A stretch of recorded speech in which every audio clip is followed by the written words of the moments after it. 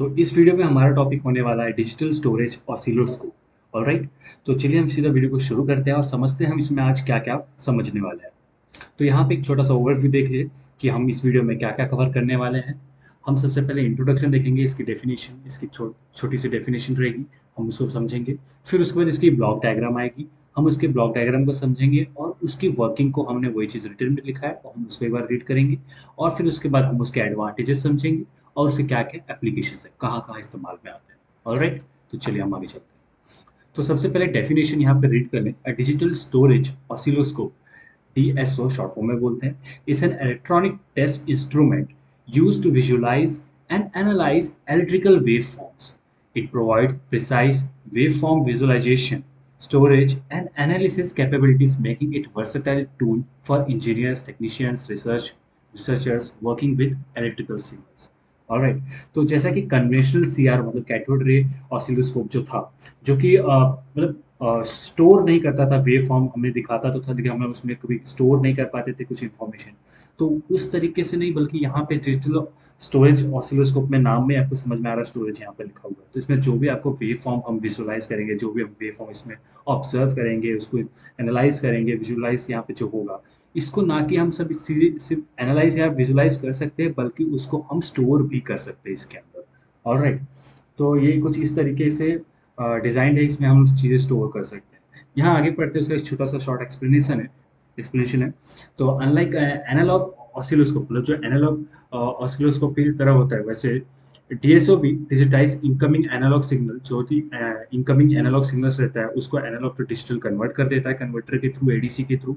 फिर उसका आगे देखिए, digitize signal are then store in memory allowing for the capture and analysis of the waveform with a high precision and flexibility. All right.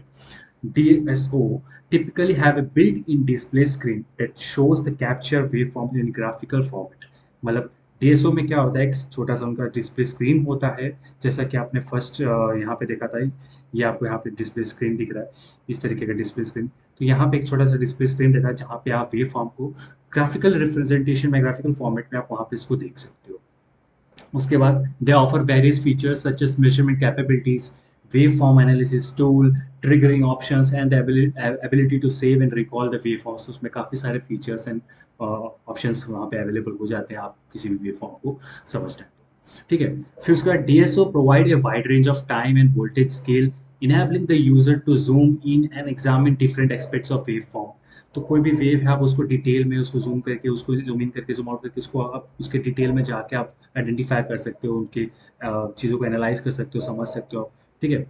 Study कर सकते हो। They offer advance triggering option to capture specific event and anomalies in the signals. ठीक है। और DSO can perform mathematical operation on waveform such as FFT और frequency analysis. Alright. तो ये कुछ पॉइंट्स थे। अभी हम समझेंगे इसके ब्लॉक डायग्राम को।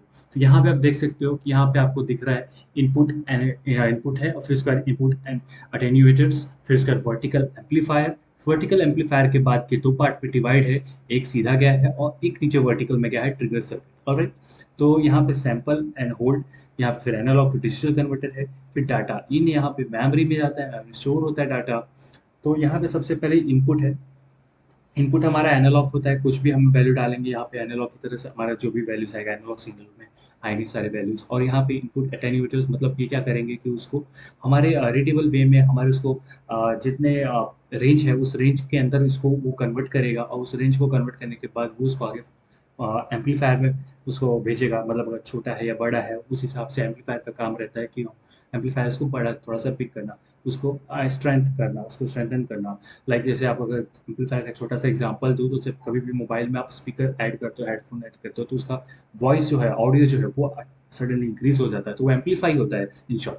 ठीक है। तो उसके बाद यहाँ पे एम्पलीफाई होने के बाद क्या होगा, डाटा सैंपल होगा, यहाँ पे उसके सैंपल्स बनेंगे, मतलब डिजिटल वे में वो कन्वर्ट होता है। यहाँ पे उसको जीरो या वन कह सकते हो, कंप्यूटर फॉर्मेट में ये उसको कन्वर्ट करता है, उसको सैंपल्स करता है और उसको होल्ड करता है। ठीक है।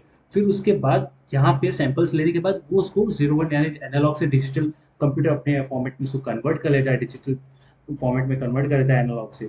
और फिर वो डाटा को क्या करता है, वो मेमोरी में भेजता है, जहाँ पे वो उसको स्टोर भी कर सकता है, बाद में रीड कर सकता है, राइट भी कर सकता है, और बाद में जब चाहे तब उसको वापस से एक्सेस भी कर सकता है। राइट।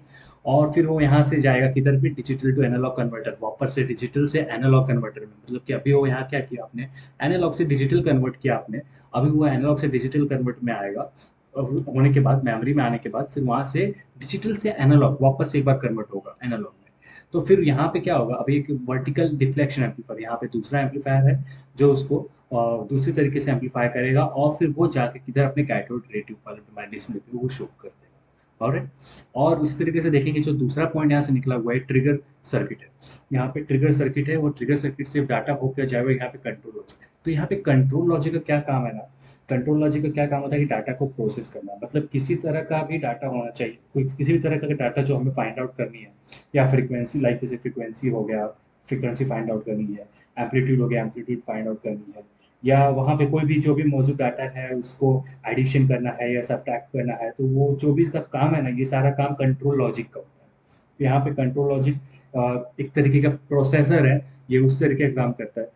तो यहाँ से एक डाटा यहाँ पे आएगा, फिर वो कंट्रोल लॉजिक में होकर निकलेगा।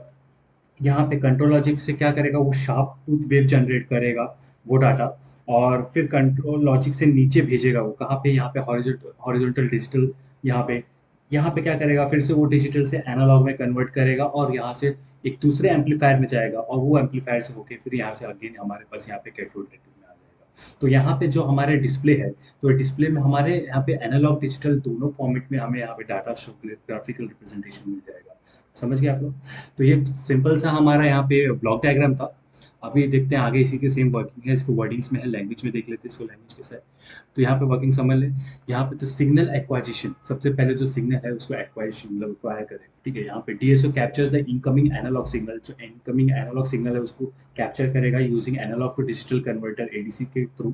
फिर ADC samples the signal at regular intervals and convert into digital format. Alright.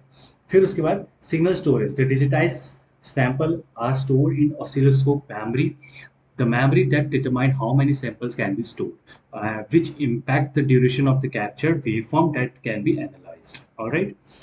Display and visualization, the stored waveform data is displayed on oscilloscope screen as a graph, मतलब ग्राफ के वे में वो data हमें represent मिलता है oscilloscope के screen पर, typically with time representation on X axis and voltage on Y axis. तो जो ग्राफ रिप्रेजेंट होता है वो दो एक्सिस पे होता है, वो एक्सिस के नेम है यहाँ पे। एक एक्स एक्सिस पे जो होता है वो हमारा टाइम होगा, और वाई एक्सिस पे जो होगा वो वोल्टेज होगा। वोल्टेज और टाइम के बीच में हमारा ग्राफ आएगा। Alright.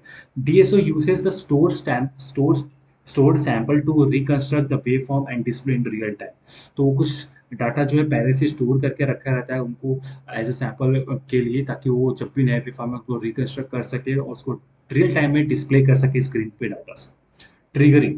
The DSO has a triggering capabilities of capture specific event or anomalies in the signal। कुछ भी अगर anomalies होता है, कुछ भी different होता है as usual, तो as usual से कुछ different होता है, तो ये इसके पास एक special capability है कि ये उसको ट्रिगर करेगा और वो उसको कैप्चर करके स्पेसिफिक इवेंट को या anomalies को रखेगा। ठीक है। तो trigger level and trigger type कुछ भी हो सकता है, edge, pulse, width, pattern can be set to initiate the waveform captured at desired condition. ठीक है, ये सेट भी किया जा सकता है। और measurement and analysis, DSO offers various measurement features, कई तरीके के मेजरमेंट फीचर्स भी इसके अंदर ऑप्शन अवेलेबल रहते हैं, जैसे वोल्टेज आप मेजर कर सकते हो, फ्रीक्वेंसी या राइज टाइम या और भी बहुत सारी चीज़ें। They also provide tools of for wave form analysis, wave form analysis के लिए वो कई सारे टूल्स भी उसी में प्रोवाइड करते हैं, including mathematical function like fast Fourier transform और frequency domain analysis and cursor measurement for precise analysis for specific points on the waveforms। ठीक है, ये 5th पॉइंट था। अब ये 6th point, time and voltage scaling. तो डीएसओ अलाउ करता है the user to adjust the time and voltage scale, मतलब जो आपका टाइम और वोल्टेज का स्केल है आप उसको एडजस्ट कर सकते हो, जैसा कि मैंने आपको बोला कि जूम इन और जूम आउट कर सकते हो किसी भी वेव फॉर्म को, किसी भी वेव को आप डिटेल में अंदर झाँक कर देख सकते हो कि उसके अंदर डिटेल में उसके माइन्यूट छोटे से पार्ट में क्या डिफरेंस, मतलब क्या चल रही है, उसको एग्जामिन कर सकते हो, स्टडी कर सकते हो उसके डिटेल में जाकर। This flexibility enables detail examination for different aspects of the captured signal. Alright. फिर उसके बाद यहाँ पे आ जाता है आपका एडिशनल फीचर्स। डीएसओ में have additional feature like wave form recording, मतलब जो आपके पास वेव फॉर्म है आप उसको रिकॉर्ड भी कर सकते हो यहाँ पर। ये कुछ एडिशनल फीचर है डीएसओ का। ठीक है। Saving, recalling wave form, advance triggering options, multiple input channels for simultaneous measurement and connectivity option for data transfer and remote control. ठीक है, तो ये कुछ वर्किंग में आ जाते हैं, ये सारे तरीके से ये आप इसको इस्तेमाल कर सकते हो। ठीक है, अब चलते हैं हम नेक्स्ट यहाँ पे एडवांटेज समझ लेते हैं कि हमारा जो डिजिटल स्टोरेज ऑसिलोस्कोप है इसके एडवांटेजेस। यहाँ पे कुछ 4 एडवांटेज लिखा हुआ है, जैसा कि आप यहाँ देख सकते हो। पहला point, digitised signal can be stored for a very long time. काफ़ी लंबे समय तक के लिए जो आप भी आपने सिग्नल यहाँ पे कैप्चर किया वो उसको स्टोर करके रख सकता है। ऑलराइट, फिर सिग्नल प्रोसेसिंग, जो सिग्नल है उसकी प्रोसेसिंग भी यहाँ पे पॉसिबल है। Cursor measurement is possible, cursor से मेजरमेंट भी यहाँ पे पॉसिबल है। फिर उसके बाद यहाँ पे it is capable of displaying X Y plot, मतलब का एक्स और वाई प्लॉट में भी ये कैपेबल है डिस्प्ले करने के लिए, जो भी आपका फिगर्स आता है। पीवी डायग्राम में भी आप इसको डिस्प्ले कर सकते हैं। यहाँ बी एच कर्व जो होते हैं उस पर भी ये डिस्प्ले किया जा सकता है। ठीक है, अब चलते इसके एप्लीकेशन समझ लेते हैं। यहाँ पे कुछ पॉइंट्स में एप्लीकेशन लिखे हुए हैं। इसके एप्लीकेशंस यहाँ पे देखिए, for measurement of AC voltages as well as AC current. तो एसी वोल्टेज और एसी करंट को मेजरमेंट करने के लिए भी इस चीज़ का इस्तेमाल आता है, इसका एप्लीकेशन है। मेजरमेंट ऑफ फ्रीक्वेंसी, मतलब फ्रीक्वेंसी हो गया, टाइम हो गया, इंडक्टेंस हो गया, कैपेसिटेंस हो गया, इन सब चीज़ के मेजरमेंट के लिए भी इसकी एप्लीकेशन अच्छी खासी है। रेडार्स में इसके काफ़ी यूज़ है, रेडार्स में इसकी एप्लीकेशन है। ठीक है, मेडिकल एप्लीकेशन में भी है, कार्डियोग्राम में जैसे, तो वहाँ पे इसकी एप्लीकेशन आ जाती है। फिर उसके बाद टीवी वेव फॉर्म्स को एनालाइज करने के लिए वहाँ पे उसकी एप्लीकेशन है। और फिर रेडिएशन पैटर्न जो जनरेट होता है किसी भी एंटीना में ट्रांसमिट होते वक्त, तो उसको ऑब्जर्व करने के लिए, उस रेडिएशन पैटर्न को ऑब्जर्व करने के लिए भी ये इसका यूज होता है, इसका एप्लीकेशन है। तो ये कुछ अच्छे अच्छे एप्लीकेशंस यहाँ पे लिखे हुए हैं, आप इसको याद रख सकते हैं इस तरीके से। तो ये हमारा कुछ अ, था पूरा चीज़ें हमारे डिजिटल स्टोरेज ऑसिलोस्कोप के बारे में। तो आई होप कि आपको सब कुछ क्लियर समझ में आ गया होगा।